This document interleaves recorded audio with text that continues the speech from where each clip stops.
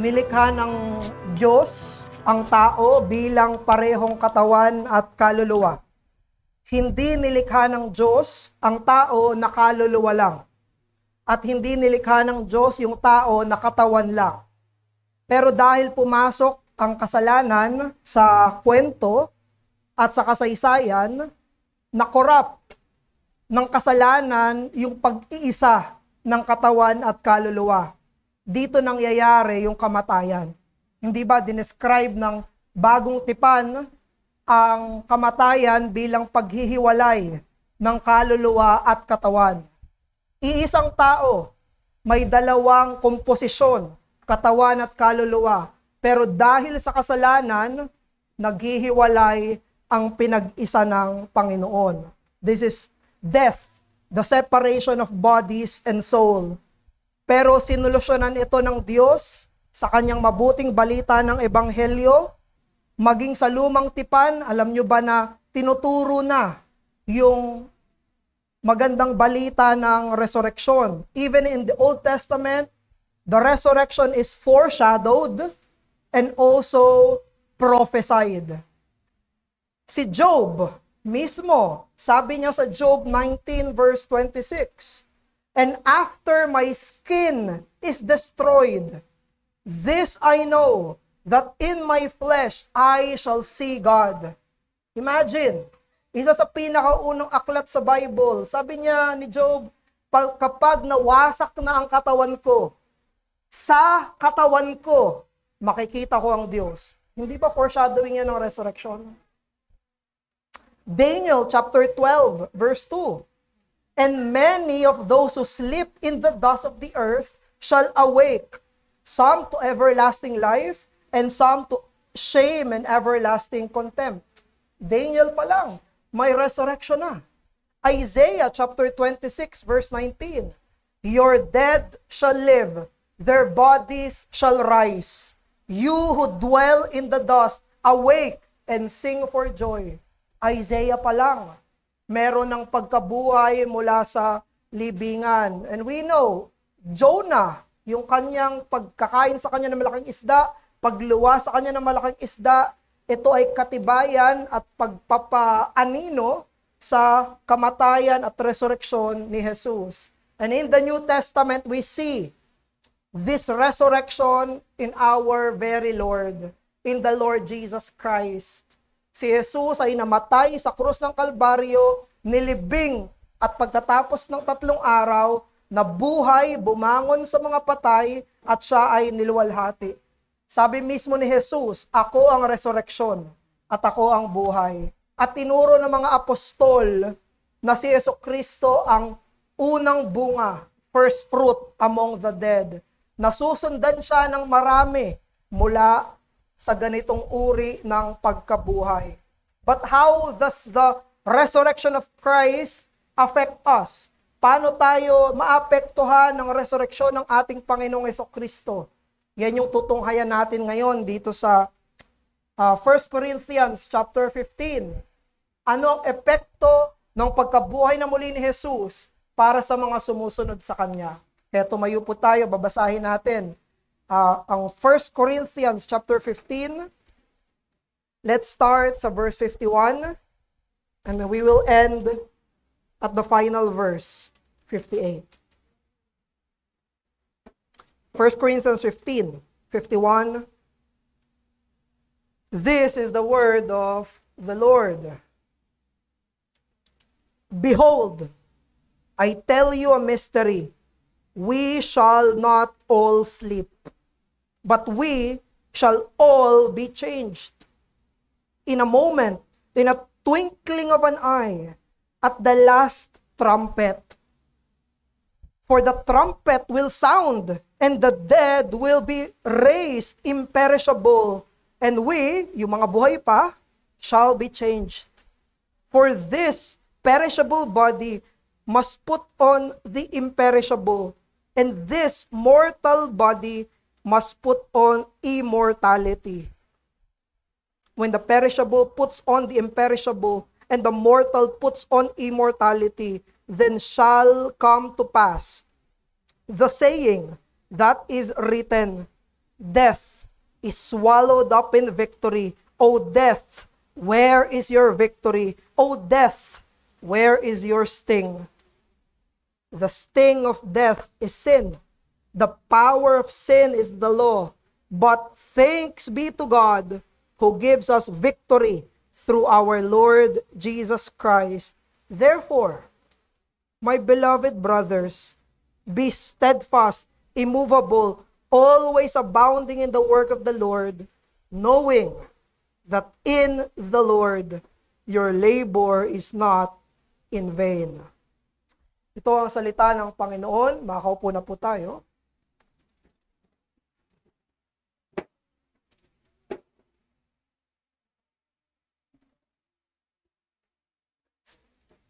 Ang 1 Corinthians chapter 15, mula verse 1 hanggang 58, ay tungkol sa resurrection ni Christ.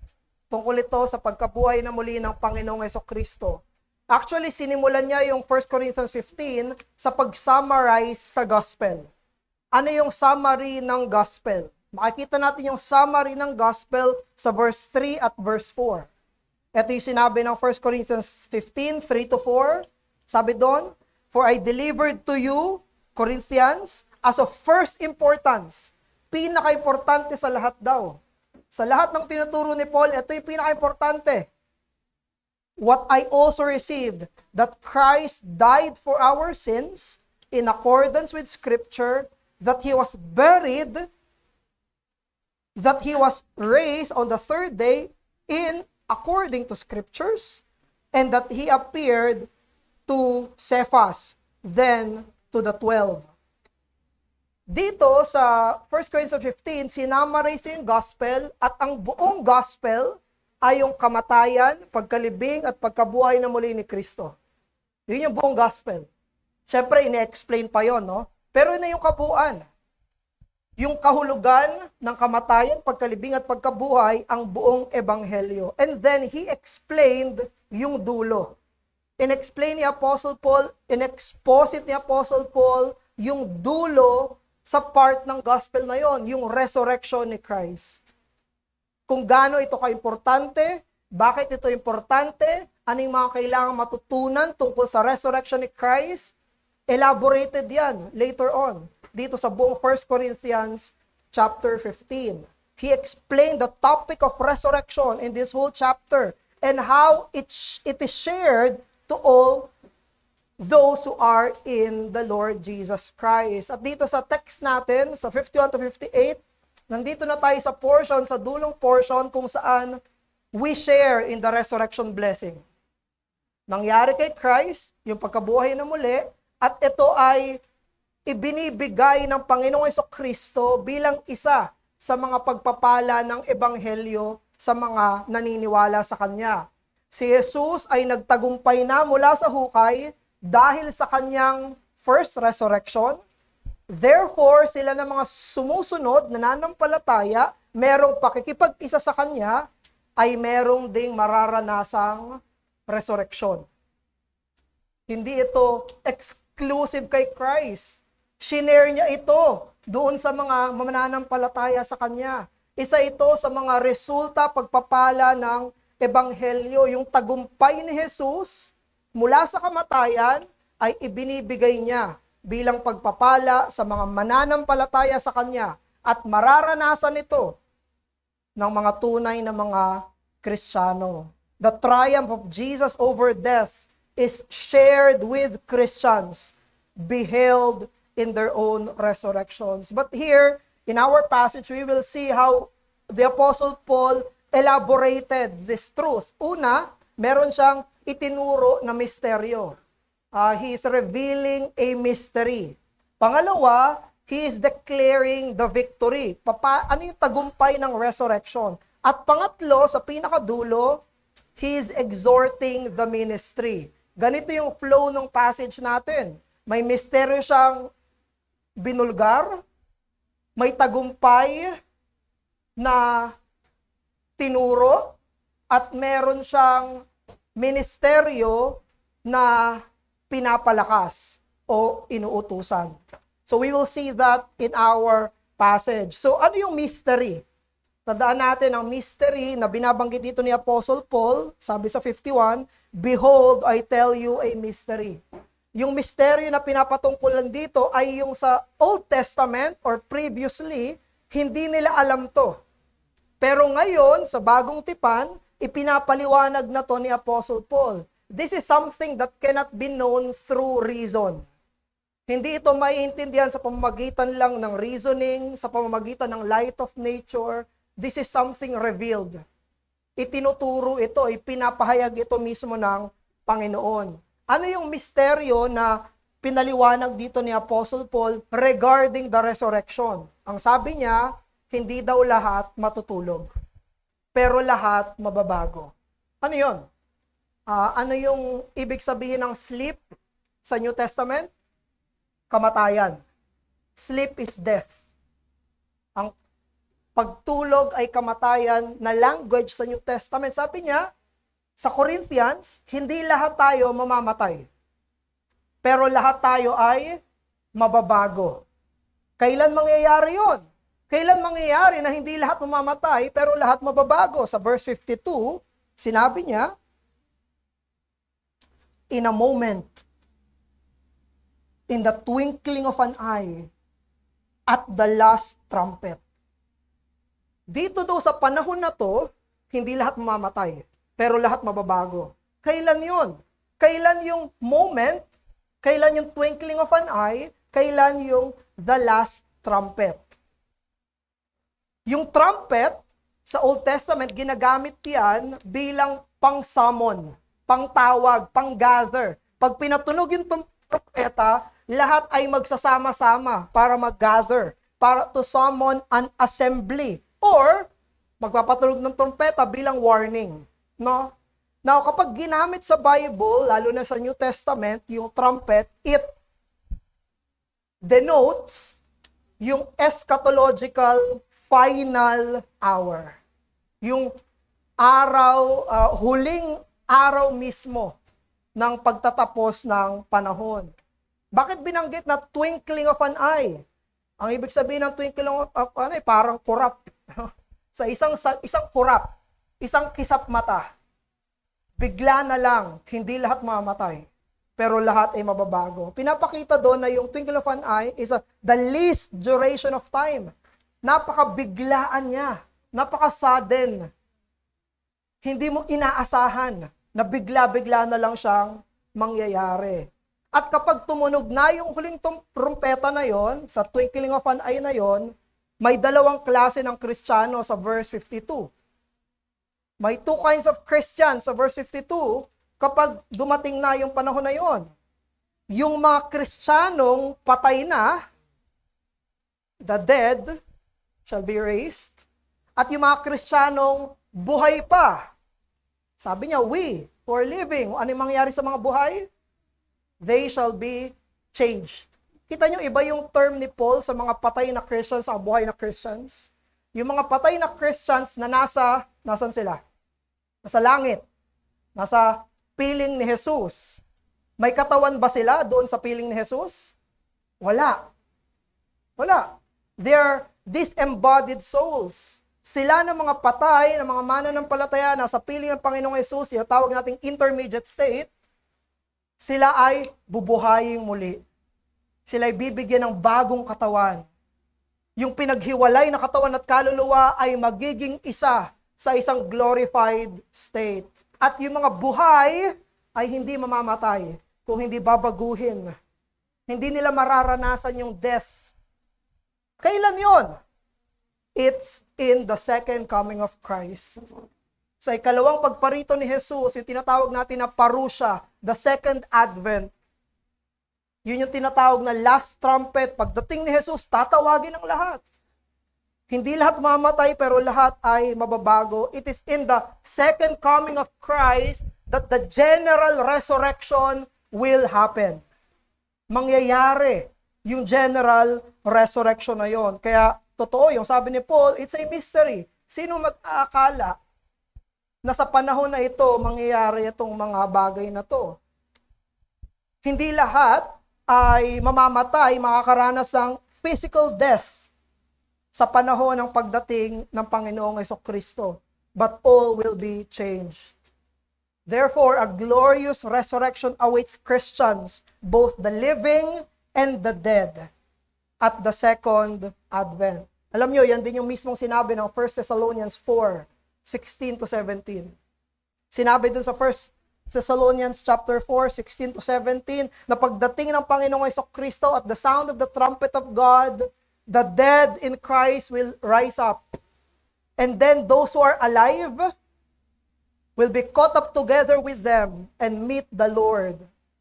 And we will always be with the Lord. No, isipin niyo, maging yung mga mananampalataya na may perfect state. Sila ay wala ng kasalanan sa langit. Sila ay may immediate na communion sa Panginoong Hesukristo. Pero maging sila ay merong kulang pa. Ano yung kulang? Ano yung wala pa sa kanila? Isang binago at nilawalhating katawan. Hindi pa final yung redemption ng mga nasa langit. Maging yung mga nasa langit, I would argue, they are still waiting for the second coming of Christ. Makikita nyo sa Book of Revelation, maging yung mga nasa langit, nagpe-pray pa rin.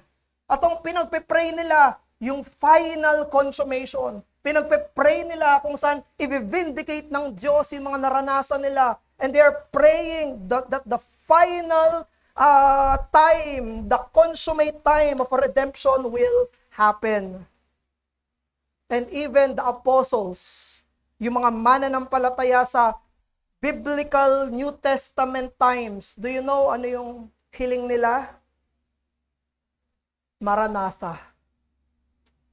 Come, Lord Jesus. Tingin ba natin, hindi alam ni Apostle Paul na yung mga chronology of events? Perhaps. Pero merong dalawang apostle sa New Testament na sinasabi nila, ang bukang bibig nila, Panginoon, dumating ka na. Apostle Paul and Apostle John. Sa Corinthians, 1 Corinthians 16, verse 22, sabi ni Apostle Paul, Maranatha, come, Lord Jesus. Bumalik ka na, Panginoon. Si Apostle John, sa Book of Revelation, sa dulo ng Revelation, sinabi ni John, sabi niya, Maranatha, come, Lord Jesus. Yung mystery na to, na hindi lahat ay mamamatay, sa pagdating ng Panginoong Hesukristo, yan dapat ay maging prayer natin. Bilang mga mananampalataya. Walang mananampalataya ang gustong mamatay. We have hope after death. Meron tayong pag-asa. Pero walang mananampalataya ang actively gusto kong mamatay. No.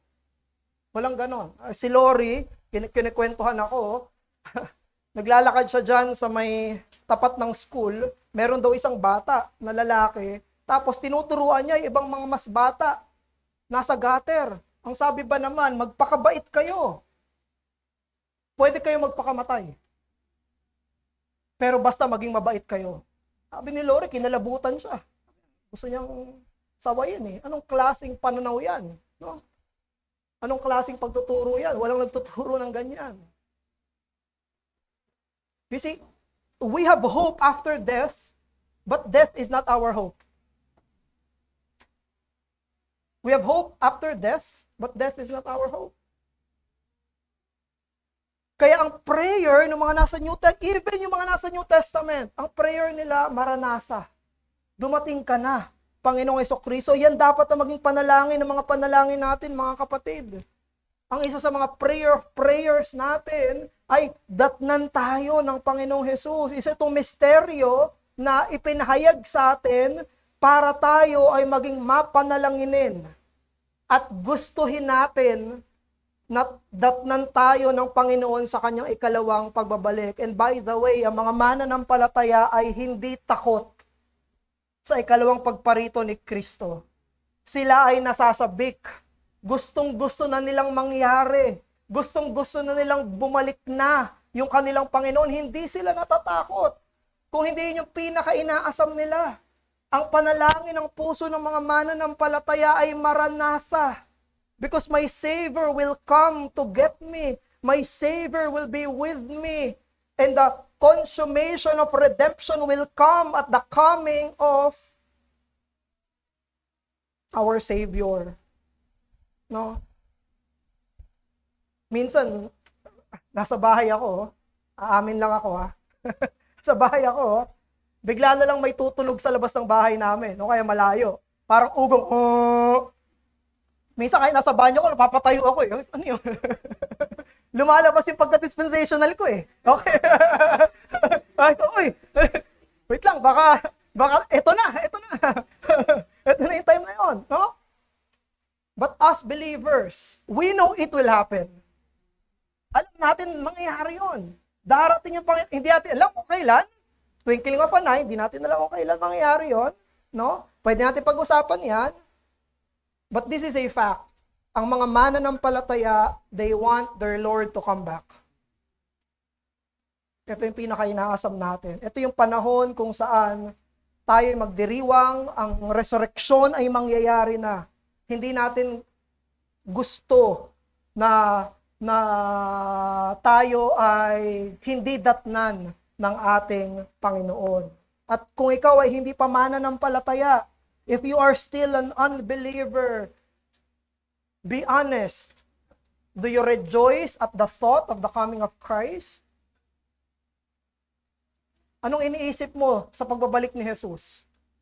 Anong tingin mong gagawin niya pag dumating na siya muli?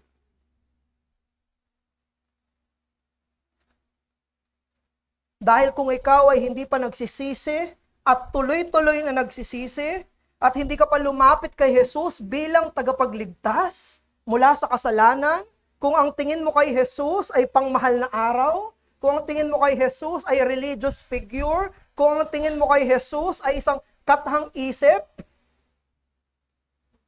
there's a reason for you to be scared.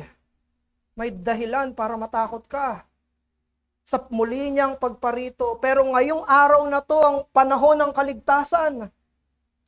Namatay na siya sa krus ng Kalbaryo para pagtiwalaan mo.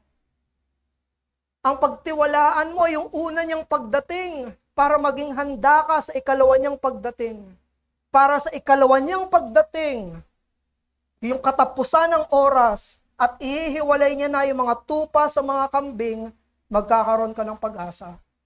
Magkakaroon ka ng kasiguraduhan ng iyong kaligtasan.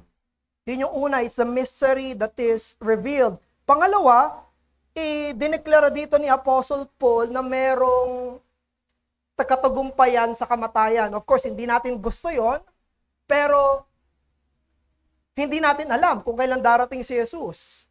At kung tayo ay daranas ng kamatayan, sinasabi ni Apostle Paul, dahil sa resurrection, meron tayong pag-asa. Meron tayong pag-asa. Dito, verse 54 to verse 55. Makikita nyo dyan sa verse 55, naka-quotation siya, di ba? Naka-quotation yung verse 55, 54-55, dahil ito ay quotation mula sa Old Testament. Kinote ni Apostle Paul ang Isaiah 25:8 at ang Hosea 13:14. Pinagsama niya yung dalawang text. Para sabihin niya, death is swallowed up in victory. O death, where is your victory? O death, where is your sting? Nakita natin dito na parang kinakausap mismo ni Apostle Paul yung kamatayan. Buhay ba yung kamatayan? Hindi. That's a figurative language. Kinakausap yung kamatayan just to make a point. Kamatayan, nasaan ang tagumpay mo? Kamatayan, nasaan ang kamandag mo? Kamatayan, nasaan ang pinapakita mong tagumpay? No, kinakausap niyo yung kamatayan as if it's a person to declare victory over that death. Pero paano nagtagumpay mula sa kamatayan? How did that happen? Paano yun? Paano yung pagkapanalo laban sa kamatayan? So, in-explain ulit ni Apostle Paul, verse 56. Binalikan niya. Etong verse 56, makikita niyo yan, in-explain niya na yan earlier pa sa Book of Romans. Romans chapter 7, Romans chapter 8, ang dami niyang best in-explain yan, no? Ang sinabi niya dito, the sting of death is sin. Kaya masakit ang kamatayan dahil sa kasalanan. Kasi kung wala tayong kasalanan tapos mamatay tayo, wala tayong katatakutan. Ba't tayo matatakot? Nakakatakot lang ang kamatayan dahil may kasalanan tayo eh. Alam natin may pagbabayaran tayo. Masakit yung kamatayan kasi alam natin may pagbabayaran tayo. May sting yung death. No? Tapos sinabi niya, and the power of sin is the law. So, in-explain niya ulit yung law. Yung law ay nag-expose ng kasalanan. Kapag binasa natin yung kautusan, pinapamalas nun, pinapakita nun, in-expose nun na, uy, hindi ko ginawa yon. For example, 10 Commandments.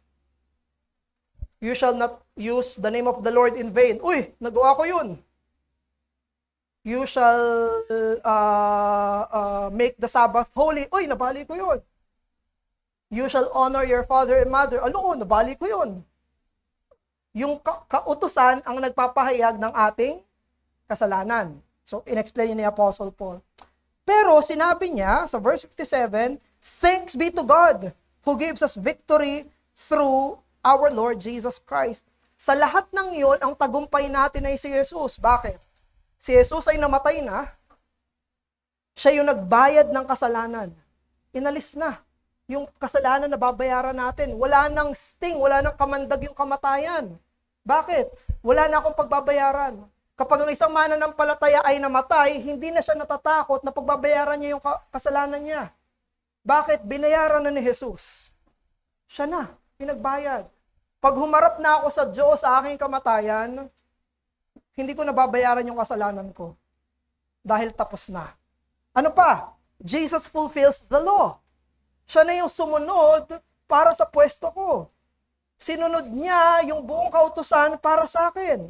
At si Jesus ay bumangon mula sa mga patay para wasakin yung pagkaalipin ko sa takot sa kamatayan. Jesus did all of that. Ang tagumpay natin ay palaging na kay Jesus. Walang tagumpay sa sarili. Meron bang ni isang tao na nagtagumpay laban sa kamatayan?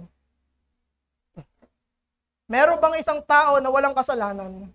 Meron bang isang tao na nasunod niya buong kautusan? Meron bang isang tao na ginapi niya yung kamatayan? Wala. Si Jesus lang. Nag-iisa, walang katulad, natatangi. At ang pagpapala dito ay hindi niya sinarili yon. Ang pagpapala dito, ginawa ng Panginoong Hesukristo yon para mismo ibahagi sa mga mananampalataya sa Kanya. Na sa pagkabuhay na muli ng Panginoong Hesukristo, He shares these resurrection blessings to Christians. Na hindi lang siya ang tagumpay mula sa kamatayan, kung hindi lahat ng mga naniniwala sa Kanya. The resurrection of the saints is the shared triumph of Jesus Christ over death. Nung nagpipreach si Apostle Peter sa Acts chapter 2, anong sabi niya? God raised Jesus up, losing the pangs of death, because it was not possible for Jesus to be held by it. Hindi daw kaya ng kamatayan na hawakan ng Panginoong Hesus. Kaya pagkatapos ng 3 araw, siya'y bumangon mula sa hukay. Wala nang laman yung libingan. Wala nang laman yung libingan ng Panginoong Hesukristo. Siya na'y bumangon mula sa mga patay. At kung tayo ay merong pakikipag-isa sa Kanya, we share that very same resurrection blessing. Ibinabahagi niya ito sa atin. Kaya pansinin niyo dito yung attitude ni Paul. Ano yung attitude ni Paul dito sa verse 54 hanggang 57? Nung kinote niya, in-explain niya kung bakit may sting yung death, tapos nagpasalamat siya sa Diyos dahil may tagumpay na mula sa iyon sa verse 57. Ano yung attitude niya dito? His attitude is worshipful. Mapagpasalamat, sumasamba. Nagpupuri sa Diyos. Yan yung dapat maging attitude natin dahil sa pagkabuhay na muli ni Jesus. have a worshipful attitude towards God for the resurrection blessing in the gospel. Na kapag titignan na natin yung kamatayan, paano natin titignan yung kamatayan bilang mananampalataya from a Christian vantage point.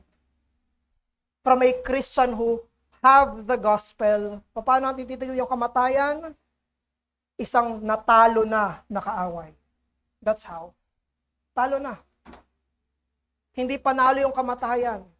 Na kahit mamatay tayo, hindi panalo yung kamatayan. Bakit? We share the same resurrection blessing of the Lord Jesus Christ. Maging katulad tayo ni Pablo dito, na pinupuri yung Diyos sa tagumpay ni Kristo doon sa kamatayan. Tignan natin yung resurrection ni Jesus at ipagdiwang yung resurrection niya at alalahanin natin na isang araw tayo rin ay magiging katulad niya. That will also happen to us. From perishable to imperishable. From mortal to immortal. And then, papuri sa Diyos. Nung inalalo yon ni Apostol Pablo. Kapatid, gusto ng Diyos na maintindihan mo to. Mga kapatid sa ARBC, gusto ng Diyos na maintindihan mo to. Ayaw ng Diyos na matakot ka sa kamatayan. Paano natin nalaman? Nakasulat oh. Ayaw ng Diyos na kapag haharap ka sa kamatayan, ay natatakot ka. Ayaw ng Diyos na kapag haharap ka sa kamatayan, ay natatakot ka. Ano ang kinakatakot mo? Tignan mo si Jesus. Tignan mo yung resurrection niya. Mangyayari yun sa'yo. Pangako yun ng Diyos.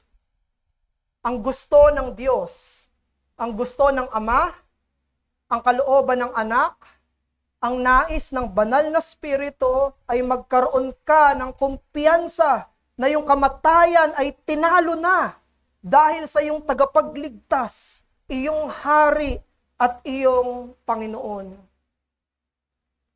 You can face death with confidence. It is a defeated foe. Hindi siya panalo. Yung kamatayan yung talo. Do you believe the Bible? Do you believe this verse? Naniniwala ka ba dito? Saan ka naniniwala?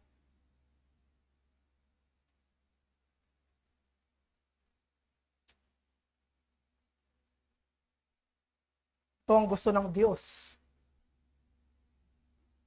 Yung celebration ng resurrection ni Christ ay hindi holiday. Lamang holiday, yun ay truth. Now, how does that affect you? Totoong maapektuhan ka nun kung tumingin ka sa sarili mong kamatayan at iniisip mo, hindi siya panalo.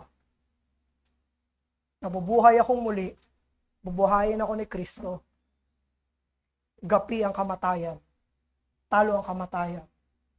Kaya sabi sa Thessalonians, kahit may mamatay na mananampalataya, we do not weep as if we don't have hope. Meron tayong pag-asa. Maging sa harap ng kamatayan bilang mga mananampalataya. Bakit? Resurrection. Resurrection. Dahil sa pagkabuhay na muli, pangako ng pagkabuhay na muli mula sa mga patay.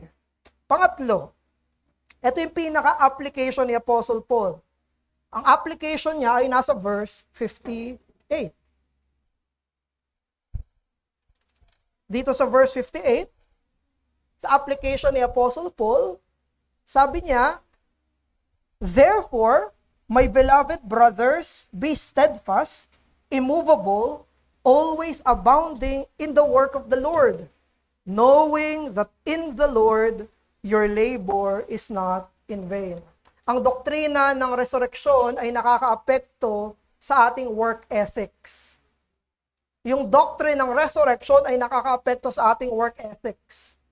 Alalahanin natin yung ating work ay pwedeng vocational work, may trabaho ka sa kumpanya, sa labas, business. Meron ka ring trabaho sa bahay. may homework. Merong mga trabaho sa loob ng pamilya. Pero yung binabanggit dito ni Apostle Paul na labor ay labor in the Lord. Pagtatrabaho para sa Panginoon, yun ay tungkol sa ministry. Tungkol ito sa pagtatrabaho para sa ministeryo ng Panginoon. So binabanggit niya na yung resurrection ay may effect sa ministry. In-exhort niya yung Corinthians regarding sa ministry using the resurrection. Alalahanin natin ang haba ng topic ni Paul sa spiritual gifts. Sa 1 Corinthians 12 hanggang 1 Corinthians 14, lahat yun tungkol sa spiritual gifts. Ang haba ng topic niya. Tapos dito sa chapter 15, sa dulo ng resurrection chapter, binanggit niya ulit yung ministry. At anong sabi niya? Yung resurrection ay dapat mag-motivate sa'yo sa paglilingkod mo sa Panginoon, sa kanyang gawain. Yun yung pinaka-point niya sa verse 58. Alam niyo, palagi ko itong naririnig sa unang dalawa kong church. Nung una kong church na naging Kristiyano ako sa Bible Bap sa Muntinlupa, palagi ko itong naririnig. 1 Corinthians 15:58, 1 Corinthians 15:58. Nung sa ikalawa kong church, ganun pa rin. Palagi ko itong narinig. 1 Corinthians 15:58, 1 Corinthians 15:58. Pero until na nabasa ko to for myself, doon ko lang nalaman. Tungkol pala siya sa resurrection. Tungkol pala siya sa pagkabuhay na muli. Yung sinasabi pala doon na hindi vain yung labor mo para sa Panginoon ay dahil may resurrection. Dahil merong pagkabuhay na muli. At ano encouragement, exhortation ni Paul, sabi niya, be steadfast. Sabihin, firm, very firm. Immovable, hindi ka nayayanig. No? Hindi ka nagagalaw. Always abounding, ibig sabihin, tuloy-tuloy, tapos, paigi ng paigi. Yung tatlong yon ay descriptive exhortation ni Paul para sa ministerial work. Yung paglilingkod daw natin kay Christ sa kanyang ministry ay dapat steadfast, tuloy-tuloy, grounded, firm. Yung paglilingkod daw kay Christ ay immovable, hindi ka nayayanig. Ano mang mangyari, hindi ka nayayanig. May mangyari sa'yo na kung ano-ano, matukso ka ng kung ano-ano, do it. You're still doing it. At sabi niya, abounding, hindi stagnant. Hindi ganito yung service ko kay Christ, tapos after a while, ganito pa rin yung service ko kay Christ. May progress. Yung ginagawa para sa Panginoong Hesukristo. Now, why? Bakit? Bakit kailangan ganon? Bakit kailangan yung mananampalataya ay merong ganitong klase or quality ng labor para sa ministry? Why? Or what? Sinagot yun ni Paul. Sabi niya, knowing that in the Lord, your labor is not in vain. Dahil alam mo, Corinthian believer, alam mo na lahat ng ginagawa mo para sa Panginoon ay hindi walang kabuluhan. Naalala niyo yung vanity sa Ecclesiastes? Di ba yung isang meaning ng, ano nga ba yung Hebrew nun? Yung vanity sa Ecclesiastes? Kalimutan ko, anyway. yung Hebrew word doon ay, na vanity ay, sorry? Hebel? Hebel. Thank you, bro. Na isang meaning by context ay, because it is too short. Hindi siya vanity as in walang meaning, kung hindi vanity as in too short. Parang, di ba yun yung sinabi ni Solomon sa Ecclesiastes? Tinry enjoyment, studies, work, money. Lahat na tinry niya, pero sabi niya, vanity. Bakit? Kasi pagdating sa kamatayan, tapos lahat. For what? Nakuha ko lahat ng to, pero pagdating ko sa kamatayan, wala lahat. But sabi ni Paul dito, our labor is not in vain. Dahil hindi kamatayan ang katapusan. Hindi natatapos sa kamatayan ang lahat. Hindi sayang yung mga pinagpaguran at ginawa at pagiging steadfast, pagiging immovable, pagiging abounding in the work of the Lord. Hindi sayang yung lahat na yan. Bakit? Kasi hindi natatapos sa kamatayan yung buhay ng mananampalataya. There's something more, something better. There is a promised resurrection after death. Bakit hindi in vain yung labor niya? Because there is a resurrection. May pagkabuhay na muli. Kaya yung hope ng resurrection, kung titignan natin in context yung verse 58, ang motive ng Christians para maging steadfast, immovable, always abounding of the work of the Lord, ay yung hope ng resurrection. That's it. Yun yung point ni Paul.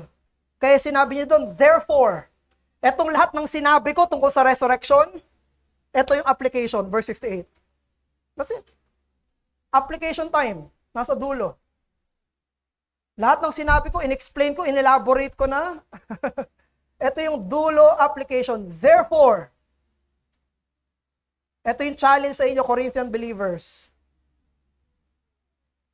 At kung titignan natin mga kapatid, totoo yun, no? Ito yung distinction sa mga naniniwala sa resurrection at sa mga hindi naniniwala sa resurrection. In-explain niya ni Apostle Paul. Sabi niya sa verse 32 to 33, sabi niya, yung mga hindi naniniwala sa resurrection, ito yung sinasabi nila. If the dead are not raised, let us eat and drink, for tomorrow we die. Do not be deceived. Bad company corrupts good morals. No? Ito daw, yung mindset ng mga hindi naniniwala sa resurrection. Gamitin natin ang buhay natin para sa layaw. Pero sila ng mga naniniwala sa resurrection, on the other hand, sinabi ni Apostle Paul, gamitin natin ang maikli nating buhay sa gawain ni Kristo. Yun ang difference. Ibig sabihin, yung future resurrection may present application. No? Yung paniniwala ng isang mananampalataya tungkol sa eternity, it matters. And it matters today. Meron yung application ngayon. No? Si Jesucristo, hindi siya nakakalimot sa lahat ng effort, sa lahat ng time, sa lahat ng pagmamahal na binibigay ng mga mananampalataya para sa gawain niya sa Ebanghelyo. Nakikita ng Panginoon, yung preaching kaninang umaga, no? Nakikita ng Panginoon ang lahat ng pagtatrabaho ng mananampalataya at magbibigay siya ng pabuya na hindi deserving, pero by grace. Na magbibigay siya ng pabuya. Ang Ama, Anak at Banal na Espiritu ay gusto na yung mga mananampalataya ay ma-encourage sa kanilang ministerial work sa pamamagitan ng promised blessing ng resurrection. Brothers, draw your motivation from your own resurrection in your own service sa ministry. Kailangan nating labanan yung temptation sa ministry. Natitempt tayo na maging unstable. Natitempt tayo na mag-compromise. Natitempt tayo na ayoko munang kumilos. Natitempt tayo na maging tamad.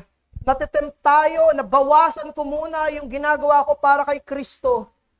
Natitempt tayo na hindi ko kailangan mag-grow sa mga ginagawa ko para sa Kanya.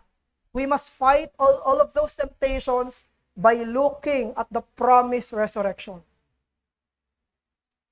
Kailangan nating labanan yung mga tuksong yan na iniisip natin para saan. Read verse 58. Kaya tatanungin kita, kapatid, paano ka naglilingkod kay Kristo ngayon? At kamusta yung serbisyo mo para kay Kristo? At sa mga paglilingkod mo para sa Panginoon, Ano yung motivation mo? What is your motive? Dahil kung wala ang resurrection, wala tayong pag-asa. Pero dahil totoo ito, pwede nating paglingkuran ng Diyos at gugulin yung buong buhay natin para sa Kanya. Muli, gastusin mo ang maikli mong buhay sa paglilingkod, sa gawain, at ministeryo ng Panginoong Hesukristo dahil merong mahaba, eternal na resurreksyon na buhay na naghihintay sa'yo bilang isang mananampalataya. The resurrection of Jesus is the foundation of our hope and the guarantee of our own resurrection. Dahil nabuhay na muli si Jesus, ito yung garantiya ng sarili nating pagkabuhay na muli. Yung ginapi ni Jesus ay nabibilang na sa atin. Tinalo na yung kamatayan, binayaran na yung kasalanan, sinunod na yung kautusan at binali na ang tagumpay ng libingan. Nabubuhay tayo na mayroong pag-asa at kumpiyansa. Naglilingkod sa Diyos ng mayroong dahilan at kasipagan.